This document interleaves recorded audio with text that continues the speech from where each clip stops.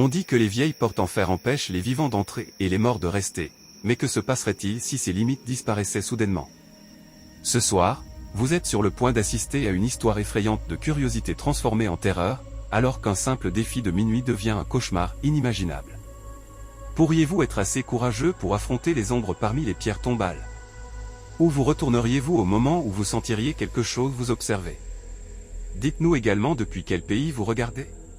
Le ciel nocturne était un vide profond et sans lune, éclairé seulement par le scintillement lointain des étoiles et le faisceau vacillant d'une seule lampe de poche. 4 amis Dante, Camilla, Jonas et Myriam se blottissaient devant les immenses portes en fer forgées du cimetière abandonné. La rumeur disait que ces portes, sculptées de vignes tordues et de visages squelettiques, étaient restées fermées pendant des décennies. Pourtant, cette nuit-là, elles étaient légèrement entr'ouvertes, invitant le groupe à entrer avec une menace silencieuse. Sous les pieds, le sol était étrangement spongieux, chaque pas dégageant une légère odeur de moisi, de terre humide et de feuilles en décomposition. Un panneau tordu au-dessus du portail indiquait « Ravenwood Cemetery », mais la plupart des lettres étaient effacées. L'endroit semblait coincé entre deux mondes, à moitié oublié, totalement inhospitalier. Le souffle de Camilla se bloqua dans sa gorge alors qu'elle murmurait « On ne peut pas reculer maintenant, n'est-ce pas ?» Personne ne répondit, mais leurs regards partagés disaient la même chose, ils relèveraient ce défi, peu importe à quel point ils se sentaient mal à l'aise. Alors qu'ils franchissaient le seuil, les vieilles portes grinçaient sur leurs gonds rouillés, se fermant juste assez derrière eux pour leur faire froid dans le dos. Chaque pierre tombale semblait pencher dans leur direction, comme des observateurs silencieux. Quelque part au loin, un hibou ululait, son cri résonnant sur les murs défoncés de la crypte. Si vous étiez osé explorer un lieu regorgeant de légendes troublantes, votre curiosité l'emporterait-elle sur votre peur? Le groupe s'aventura plus profondément, utilisant leur unique lampe de poche comme une étoile qui les guidait dans une mer d'obscurité. Des lueurs de lumière révélèrent des rangées de pierres tombales dont les noms et les épitaphes gravées s'étaient transformés en murmures fantomatiques. De la mousse s'accrochait au marbre, un linceul vivant recouvrant des siècles de secrets. À chaque instant, le silence devenait plus oppressant, comme si le cimetière lui-même voulait qu'ils écoutent, vraiment, ce qui se cachait dans le silence. Jonas, habituellement le plus turbulent, marchait maintenant d'un pas raide, regardant autour de lui à chaque craquement de brindille. De temps à autre, Camilla braquait sa lampe de poche sur les visages d'anges de pierre et, pendant ces brefs instants, leurs yeux ciselés semblaient suivre ses mouvements. Un vieux mausolée se dressait sur leur gauche, ses portes fermées par d'épais maillons rouillés. Dante essaya de plaisanter à ce sujet quelque chose comme le fait de ne pas vouloir rencontrer des résidents agités, mais sa voix se brisa à mi-chemin et personne ne rit. Soudain, Myriam eut un sursaut. Elle désigna derrière eux l'endroit où ils étaient entrés. Les imposantes portes étaient encore visibles dans la faible lueur de la lampe de poche, mais quelque chose était différent. Là où ils s'attendaient à une entrée dégagée, il n'apparut qu'une rangée ininterrompue de pierres tombales imposantes. Pas d'arche. Pas de barreaux de fer. C'était comme si la porte n'avait jamais existé. Vous êtes-vous déjà senti piégé par quelque chose que vous considériez autrefois comme inoffensif, pour vous rendre compte trop tard que c'était bien plus dangereux? La panique se répandit dans le groupe comme une contagion. Ils se précipitèrent vers la sortie supposée, trébuchant sur des monticules irréguliers et des marqueurs à moitié enterrés. L'endroit où se trouvaient les portes de fer était maintenant remplacé sans problème par une barrière de pierres tombales anciennes, trop haute pour être escaladée et trop dense pour voir à travers. L'air était étouffant, chargé d'un courant surréaliste qui rendait chaque respiration superficielle. Camilla éclaira frénétiquement le périmètre avec sa lampe de poche, mais chaque scintillement ne révélait que des pierres en ruine et les vignes tordues. Jonas passa ses mains sur les pierres, espérant découvrir un loquet, une porte cachée, n'importe quoi. Ses doigts effleurèrent quelque chose de froid et de lisse, comme des ailes, mais il n'y avait aucun espace à découvrir. C'était comme si le cimetière lui-même avait englouti sa seule entrée. Un bruit de grattement lointain résonna derrière une rangée de tombes sombres. Était-ce un animal ou quelque chose de plus sinistre? Ils échangèrent des regards inquiets, le cœur battant.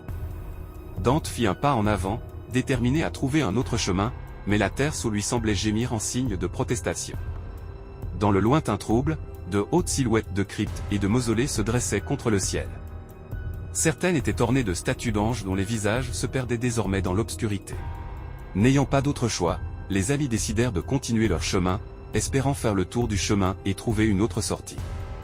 Leurs nerfs s'épuisaient à chaque pas, le silence pesant sur eux comme une présence silencieuse et vigilante. En suivant un chemin de terre sinueux, ils s'approchèrent d'une vieille chapelle, dont les portes en bois pourrissaient, révélant un aperçu de bancs sombres et d'icônes religieuses renversées.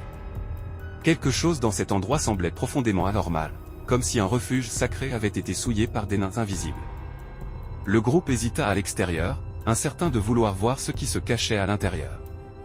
Mais le chemin devant eux était bloqué par un enchevêtrement dense de ronces, les forçant à envisager d'entrer à l'intérieur pour contourner le fourré.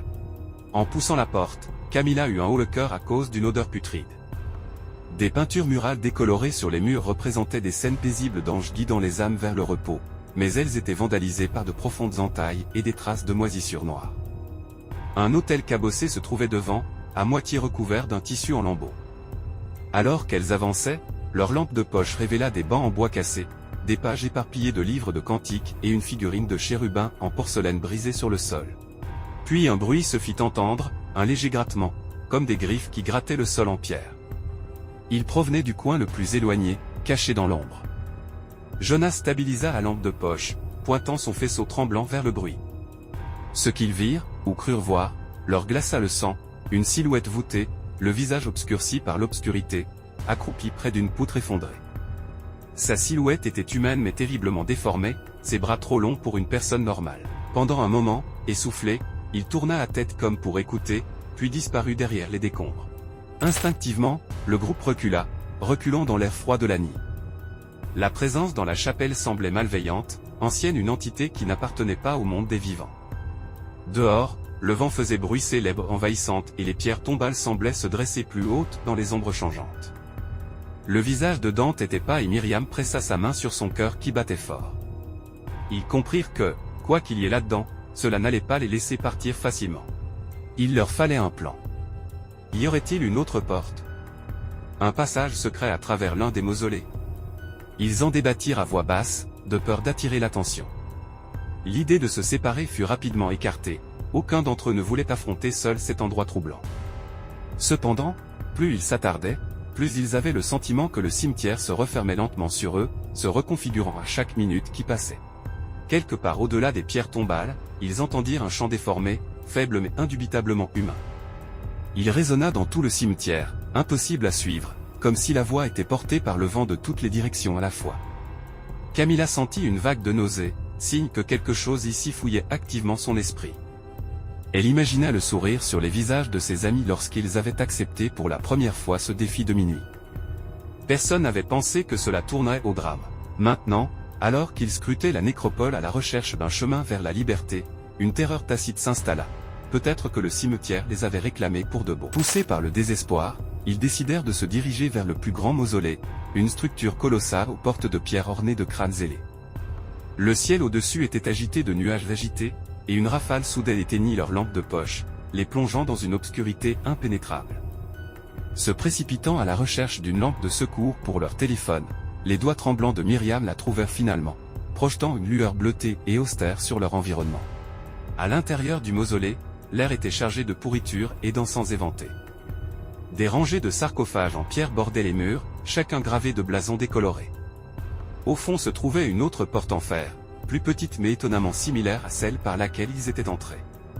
L'espoir s'enflamma dans leur poitrine. S'ils parvenaient à l'ouvrir, peut-être qu'elle les mènerait hors de ce sol maudit. Ils la forcèrent de toute leur force, les charnières antiques grinçant en signe de protestation. Au moment où la porte céda, un vent hurlant rugit à travers le mausolée. Les silhouettes tordues qu'ils avaient aperçues plus tôt se fondirent maintenant dans l'ombre, leurs formes allongées et cauchemardesques.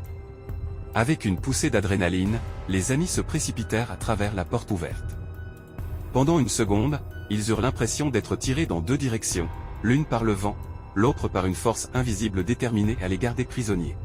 Et puis, comme ça, ils se retrouvèrent dehors, trébuchant sur l'herbe mouillée d'une colline surplombant le cimetière.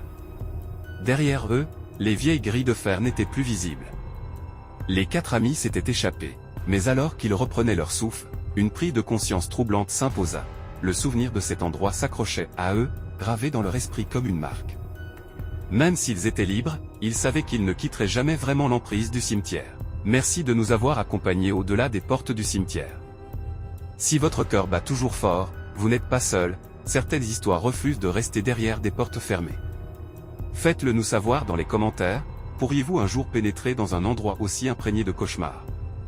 Si vous avez aimé ce voyage dans l'inconnu, n'oubliez pas d'appuyer sur le bouton j'aime, de le partager avec vos amis fans d'horreur et de vous abonner à Dark Toulisten pour plus d'histoires qui explorent les recoins les plus sombres de la peur. Parce que parfois, les choses que vous ne pouvez pas voir, sont celles qui ne vous lâchent jamais.